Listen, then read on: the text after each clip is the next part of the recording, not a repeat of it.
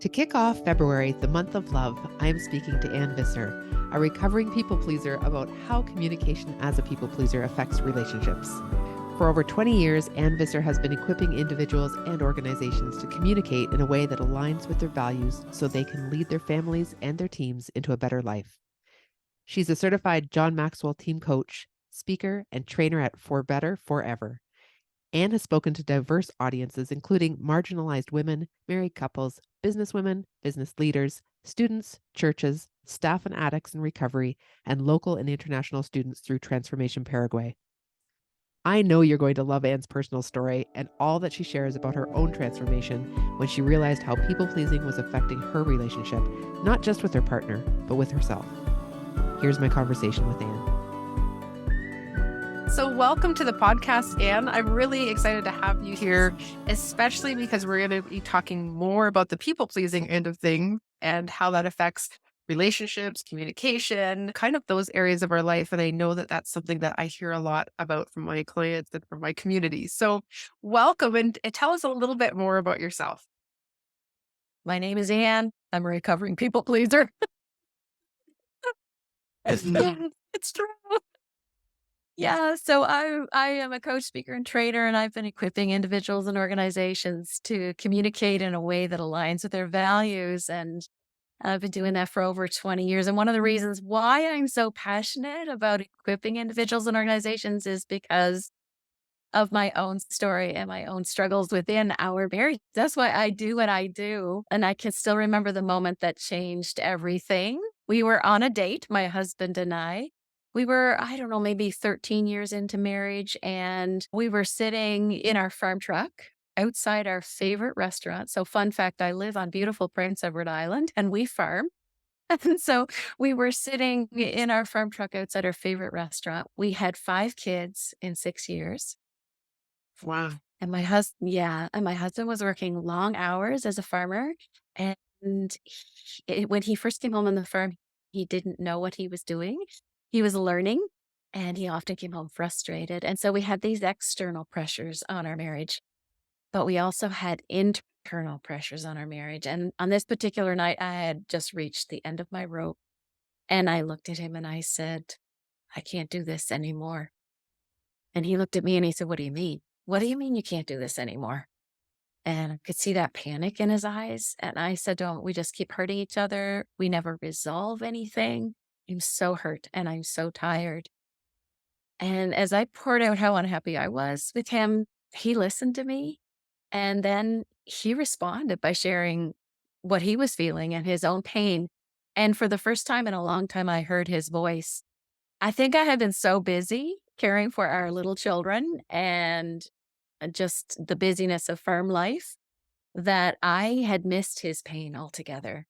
But that night, we recommitted to each other that we would get the help that we need. I tell my people it's the bravest and best thing in the world that you can do is to get help. We said we're going to get the help that we need in order to get better. And we knew what it was like to be in love. And we wanted to get back to where we once were. But what I discovered is that one pivotal conversation changed everything for me. It put me on a personal growth journey to discover more about who I am and to learn how to communicate in a more effective way because what I was doing was not working. And what I discovered is that we not only had those external pressures of farm life and busy with children and family, but we lacked the skills that we needed in order to talk about what was happening. And people pleasing was a big part of my journey, learning how to move away from people pleasing and learning how to communicate more effectively in a way that would value myself and value him at the same time. And very soon, Don, we fell in love again. As we were learning, we started to apply. And I say learning alone is just absolutely useless if we don't apply. So learn a little, do a little, learn a little, do a little. As we started to apply, we fell in love again. And we looked at each other one day and we said, we can't keep this to ourselves. We have to share this with other people because I'm sure there are other people pleasers and other conflict avoiders, which is what we both were, conflict avoiders, who were struggling in their marriages, in their workplaces, because they lacked the skills that we did as well, and that we could share this with other people. And so very quickly we started to host marriage weekends. We started then to host courses, and we started to partner with other churches in our community to host marriage programs in their churches to help others to communicate more effectively. And so because I know that if I can learn the skills, I am a peace-loving, conflict avoider, recovering people pleaser. I know Yes. that other people can learn these skills as well. I love this, that not only did you recognize that you needed help and asked for it, which is huge, but you didn't just improve your own marriage, but you felt the need to actually help others in this same struggle. And so that's amazing that you decided to do that. Yeah, I absolutely like it was the word is compelled. We both felt so compelled to throw our voices into helping other people who are struggling like we were struggling because seriously, we felt no hope until we had that very pivotal conversation where we said, "Okay, well, we need to do something because this is not working. Let's try something different." Don't know why So we didn't tell think me, about that sooner. right, exactly. But I mean, you thought about it. That's the important part. You thought about it. You did something. But tell me a little bit what it looks like to be a people pleaser in a relationship. Mm.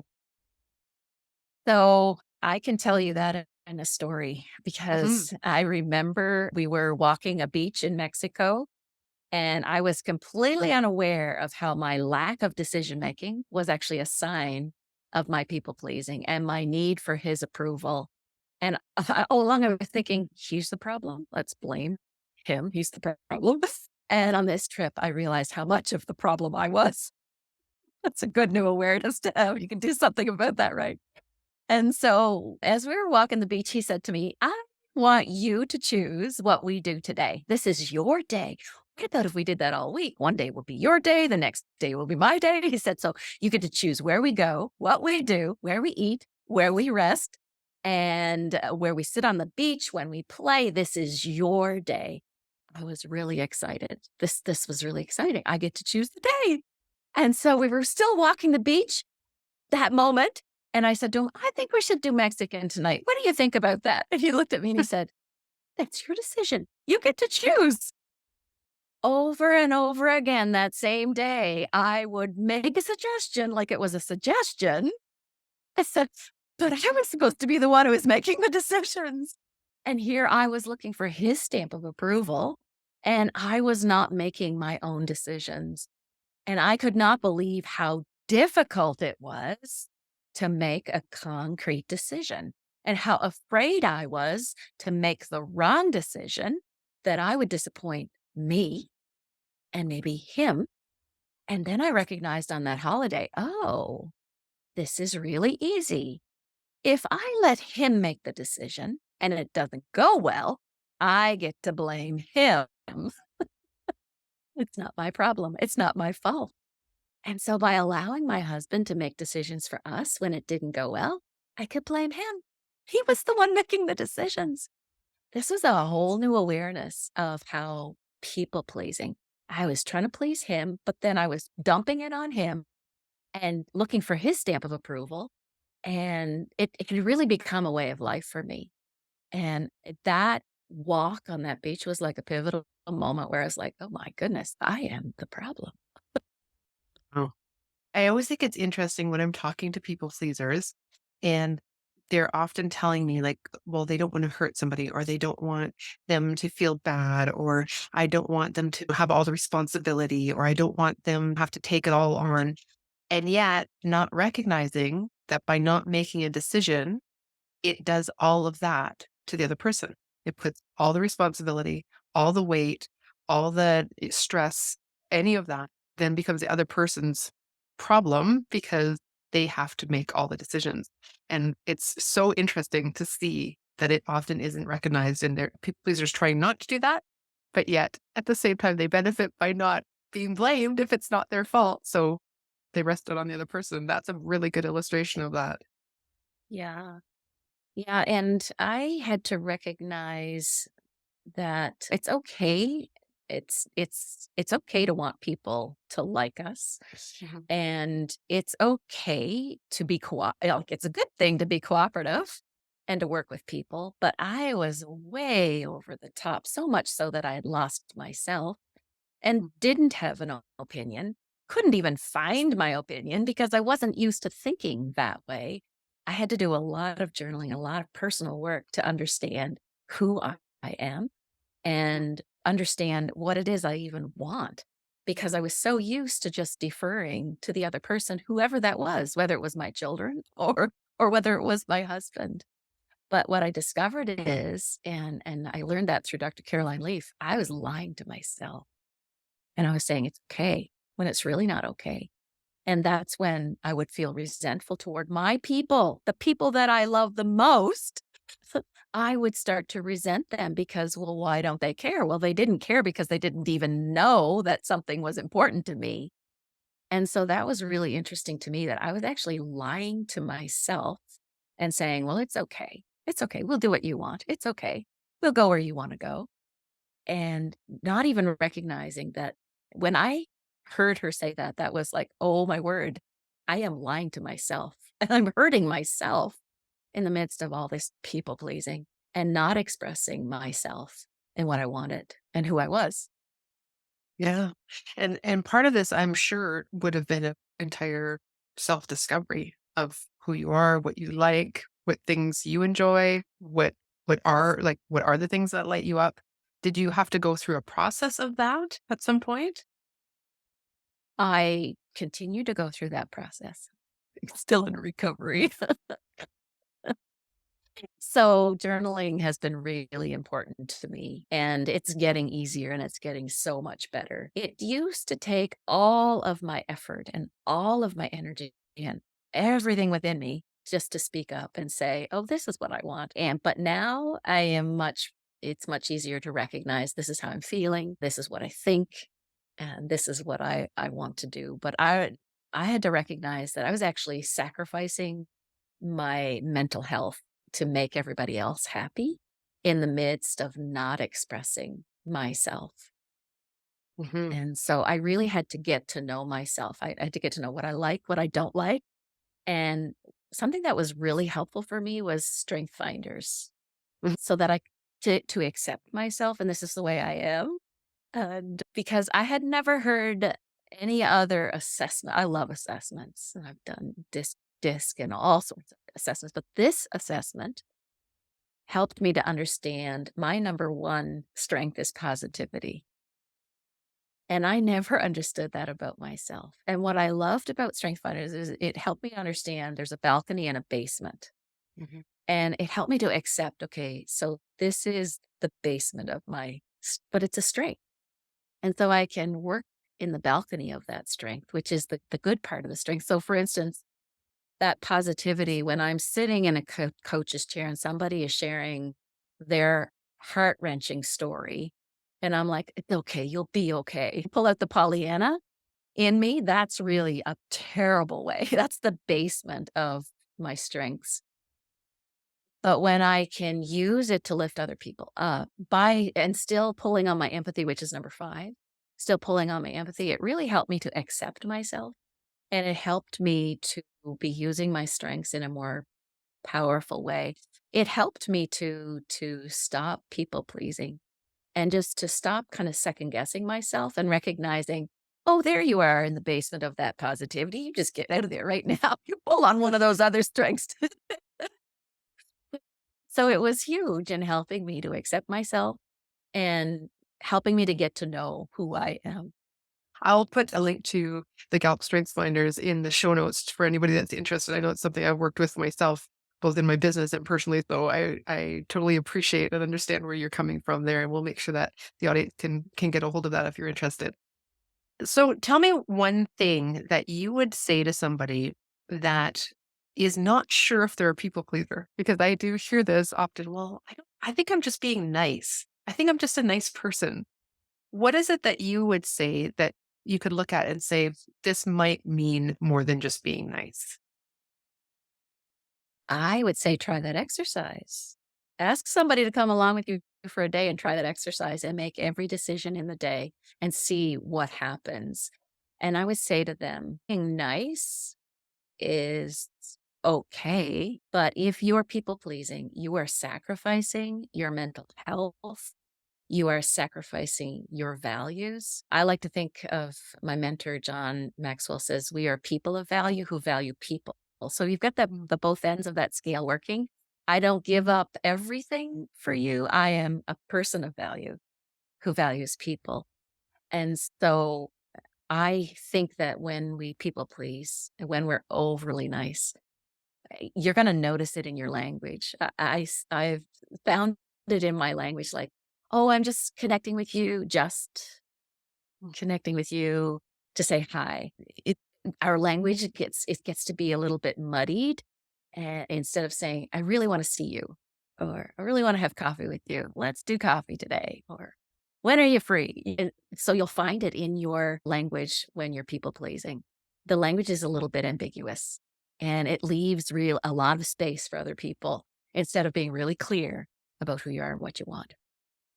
That's really great. I haven't really thought about the fact that our language gives that away. And I think that's really true when you say that. Some of the things that I'm a little curious about, especially because this was in your marriage relationship, and I think people pleasing for sure affects relationships, is how do you find that a partner relates to people pleasers? Like what do you see in partnerships on either side when you have a people pleaser? A people pleaser tends to be with a very strong person. I think, I believe, because there's that word again, I think, right? Instead of I believe, there's that language again. Catch myself all the time. Recurring. So a people pleaser will likely end up with a stronger personality because it's very comfortable. It's a lifetime of being a people pleaser. And so it's very comfortable to slip into a relationship with somebody who's going to make all those decisions for them. And then they lose themselves in that relationship. And so and then they get resentful. Then we get Mhm. resentful because we are hiding behind that person and that person looks to be taken over. It may not be their intent at all, but because they have a stronger personality, it's really easy for them to actually take control and do all the things. And it might not even be their intent. They may be very good people with good, kind hearts. But because they're a stronger personality, it's easy for them. And it's easy for us, if we're people pleasers, to let them do it all. And then we get to blame them. Very convenient. Yeah. Yeah. Let's talk a little more about that resentfulness because that is something I definitely see is that kind of shoving things down until things get to a head or there's some bitterness underlying things as everything goes along and a little bit of need to, like you were saying, kind of blame the other, but at the same time not take responsibility ourselves. What what do you see happening in relationships around this? Because I can definitely see this being a problem. Yeah. And what I see is when the other person is practicing people pleasing, they're not practicing being authentic and they're not practicing knowing who they are. And so they give all of that up. And so they don't have those important conversations that we need to have every single day. I call them pivotal conversations, where the whole goal of it is to create some shift or change because something isn't working. And they can be really small conversations, but we give up who we are because we don't know who we are and we don't know how to express that. And knowing somebody is the first link in love, according to Dr. John Van Epp. It's the most important part of love. If I don't know who you are, then I can't help you. I can't work with you. I can't love you because I don't really know what it is that you want or how you're feeling on a particular day. And so it might look like something like this. I don't know how many conversations my husband and I had like this. It's terrible, Don. He would say, how are you doing? Fine. What's wrong? Nothing. What's wrong? Nothing. What's wrong? Nothing. Because I didn't even know what was wrong because I hadn't practiced being authentic with myself and was lying to myself. And so therefore I could not express to him what was going on. He's very intuitive. And so as soon as I am upset, he knows, he knows almost before I do that I'm upset. And he would ask again and again, how are you doing? What's going on? What's wrong? And because I wasn't practicing being me and even knowing who I am, I couldn't share that with him. And so because I wanted to keep the peace too, and like I found my people too are really kind-hearted and too agreeable. That word agreeable, too agreeable. And so I would just go along and try to avoid conflict. And now I know that avoiding conflict is detrimental to relationship. I didn't know that. I thought I was doing a really good thing. And here I was avoiding conflict, but now I know this is the doorway to intimacy, as into me you see. And Mhm. so when we conflict well, there's a way to conflict well that actually pulls us closer together instead of pulling us further apart. When we avoid conflict, it pulls us further apart and that resentment grows because I don't think that you really care about me because you're not addressing my needs. You don't even know what my needs are because I haven't told you what it is I need. In fact, I remember the very first time that I became aware of this. We were standing in the kitchen by our kitchen sink, and I looked at him. I had had a really bad day with our 5 children, and I looked at him and I said, "I just need a hug right now." And he got up from his seat and he walked over to me and he put his arms around me and he held me.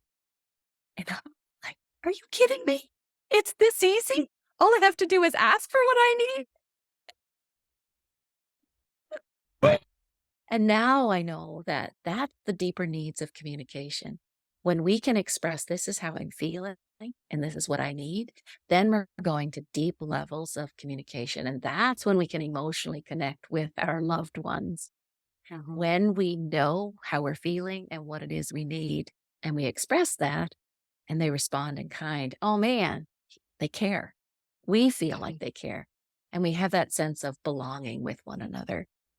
And that is so powerful, and that's what we all need. According to Dr. Brené Brown, she talks about how it's the irreducible need for all men, women, and children is that sense of belonging.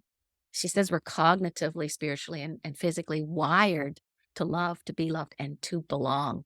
And when we communicate at that deep level, we know that we belong, that we are loved, and that we can love.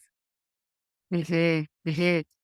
I know that in my life, some of my very closest girlfriends are people pleasers and they avoid conflict and that's part of, who they are.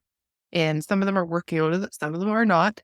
But the one thing that I think is really interesting is when you are either a recovering people pleaser or you're not a people pleaser anyway, and you're in relationship in any way, whether it's a friend, whether it's a husband, wife, whatever, when you're in relationship with somebody like that, it can feel very heavy.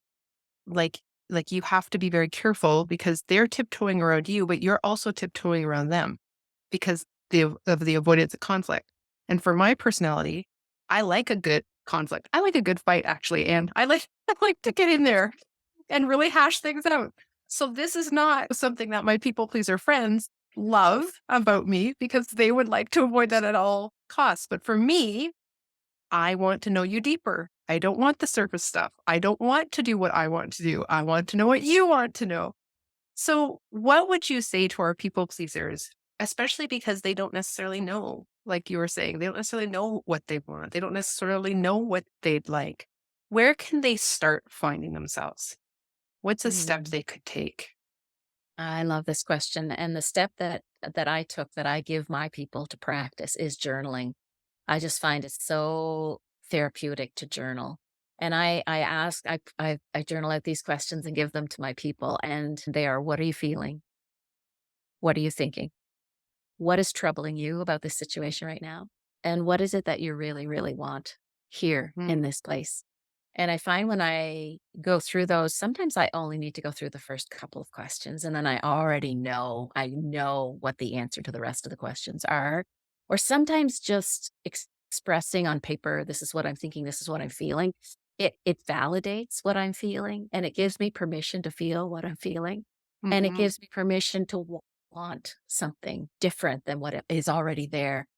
And I just find it so therapeutic to be able to journal through those questions, to know my heart better. And it's kind of like a heart check, right? It's a heart check. And this is where I am. And then it actually equips me than to be able to communicate that clearly with my people. Because before I was doing that journaling, I was communicating, but not very well. It was like it was like a needle in a haystack. Here's all my words, but you go find that needle. Because I couldn't really articulate exactly what it was that I was feeling, what I was thinking, what it was I really wanted. And so that journaling has been so powerful for me. And now I can do it on the fly sometimes. When it's something deeper, I find I need to still go back to I call it my thinking chair, and do that reflective work to understand myself better. But that awareness, without that awareness and knowing myself, I can't express that to other people. And so that's the place that I would say to start so that you can know yourself. And by the way, Strength Finders is a great place to start to know yourself better. The other thing is just a mindset shift. Nobody is going to die when you have an opinion and you Mhm. express what it is you want. It's a mindset shift that it's okay if other people disagree with you. It's okay Mhm. if you express yourself and they're disappointed in you. Nobody is going to die. You do not have to please everybody. And in fact, when you're not pleasing somebody, you're doing something really right. Yeah, it is the mindset work, right? That changes everything. And I mean, it's not the easiest work. It's not easy to work on us inside and starting to understand where we're developing these beliefs from and what ones need to change and what ones we can hang on to. I know that you are going to give us a freebie that I'm going to put into the show notes. Can you tell us a little bit about the 7-day challenge that you're giving? Yeah, absolutely. And so those questions that I just gave you are a part of the 7-day challenge, and it's to check emotions. So we have the 3 C's of pivotal conversations, and that first C is check emotions. And so the 7-day challenge is a way to prepare for your next pivotal conversation. So I'm sure that as we've been speaking, your people are thinking about, oh, I need to have this conversation with her and that conversation with him. Mhm. This is a way to prepare. So in the next 7 days, when you sign up, we send you a short video and a simple action step. I know my people are busy too, so I try to keep it short and simple. And I love action steps. I do believe that application is so important to get any growth out of life. And so Yes. we're going to, yeah. So step by step, we help you prepare for that next pivotal conversation that you want to have. And so that a 7-day challenge, you can go to forbetterforever.com/challenge. And so that's the numerical number for better, numerical number forever.com/challenge. Thank you so much for that, Anne. I will make sure I put that in the show notes as well, and you can grab that and start working your way through. I think these conversations that we're having are really important, especially for our people pleasers, where sometimes you just need to hear that what you're experiencing, how you're feeling, there are others out there that also feel that way, but you don't have to always give in to others. That there is another way to do this that is still beneficial. It's still beautiful. It still allows for great relationship. You don't have to hide in order to have a great relationship. You can actually be you. And I hope that this will help all of our listeners really get to know themselves better and be willing to be themselves out there and be authentic. I love that you talk about authenticity as well. And is there anything that you would like to wrap things up with? Anything you'd like to say? Yes, I would like to also let your listeners know that you will have a better relationship when you are Mm. authentically you and express that. Your relationships will improve, your people will love it, and those who don't, they're really your people. Yeah. Your Right. people will want to be like you, Don. They'll want to know more about who you are, and they will want to do the things that you want to do, and they'll want you to be participant in that relationship. And so your relationships will be better for knowing you better and for being authentically you and for bringing that to the table of every relationship that you're in. And you're going to be happier too, because you're going to know that you are showing up authentically for who you are and you're getting some of the things that you want. We don't get all the things that we want, but you're going to be getting some of the things that you want because you're able to articulate that to your people. So all your relationships are going to improve. So I always try to remember to ask which one of the 3 Ps our guests are. And I don't want to just assume with you, Anne, but are you more of a people pleaser, a perfectionist, or a procrastinator? Absolutely people pleaser. More of a people pleaser. No question about it. Thank you so much for being with us today on Imperfection in Progress. It was wonderful to have you here. Thank you so much. A great big thank you, Don, for having me on the Imperfection in Progress podcast. It's a pleasure to talk with you today.